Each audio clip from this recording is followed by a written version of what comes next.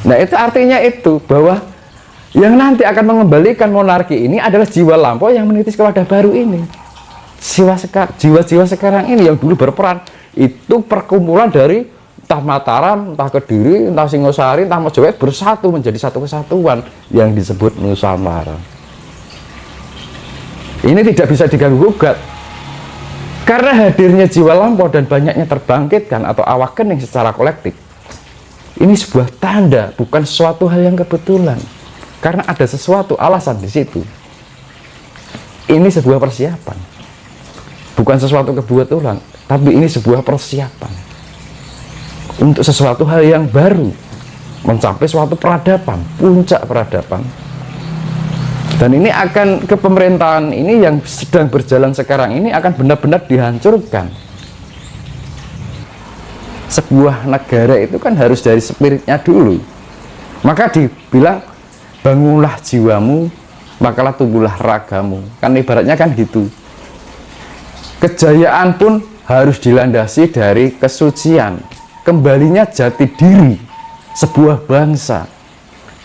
Nah sekarang ya namanya jati diri. Berarti kan pemimpinnya harus mempunyai jati diri dulu.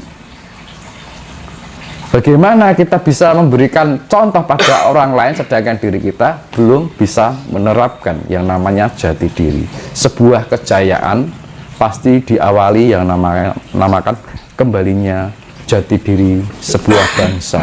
Nah, sebelum seorang pemimpin bisa mengembalikan sebuah jati diri, setidaknya dia sudah bisa mengembalikan dirinya sebagai jati diri Tuhan itu sendiri.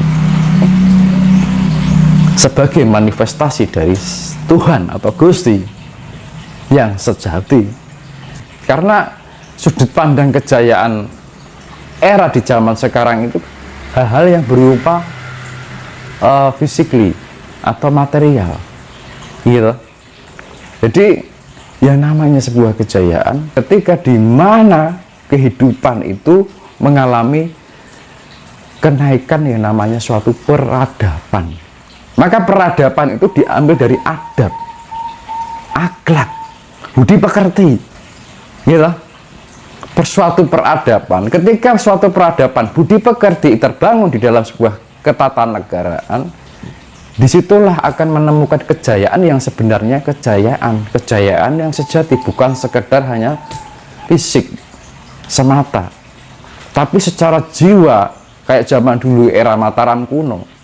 Secara keharmonisan masyarakat dia sangat adab, sangat berbudi pekerti, dan di situ tercipta yang namanya keselarasan. Jadi tidak ada yang pihak lain yang dirugikan. Misalkan ini ada kerajaan ini mencapai kejayaan, sedangkan kejayaannya di atas penderitaan bangsa lain, gitu.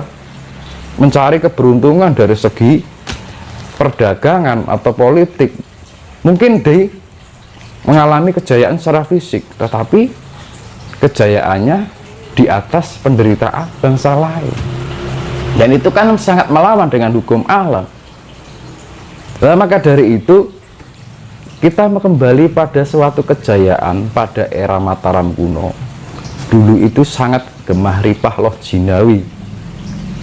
Jadi suatu kejayaan sebuah negara atau kerajaan karena dibangunnya dari keharmonian masyarakatnya, bukan karena kekayaan, tetapi dibangun dari suatu keharmonisan budi pekerti luhur yang tercipta dalam masyarakat itu. Ketika masyarakatnya ini tertata, harmoni, jati dirinya juga bagus, secara otomatis ini akan terbangun yang namanya kejayaan. Dari disitulah baru disebut peradaban.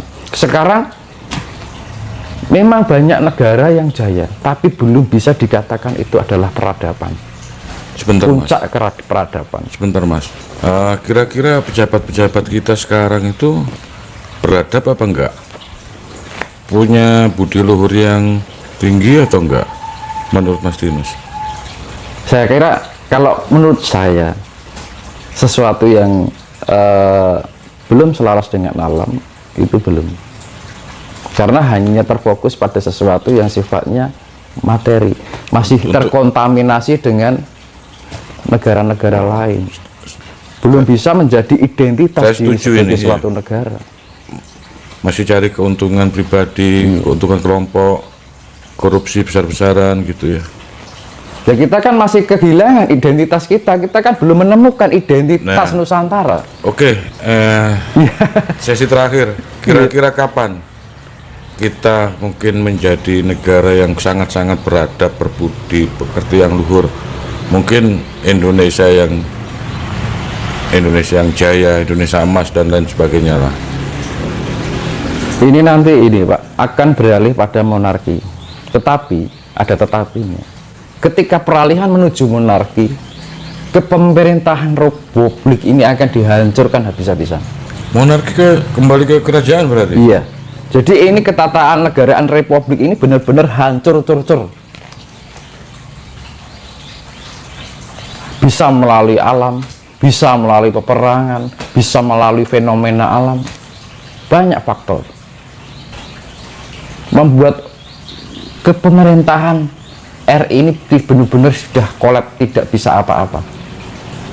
Nah, suatu saat nanti ada suatu kelompok yang tiba-tiba muncul, dia bisa membuat sesuatu yang sifatnya menuju yang namanya monarki, menuju ke perubahan. Ya, jadi ketika ada kehancuran pemerintahan ke Indonesia ini, itu tanda-tanda bahwa itu adalah menuju peralihan ke pemerintahan yang sifatnya monarki atau kerajaan, dan itu dipegang oleh orang-orang pilihan semesta, bukan pilihan rakyat.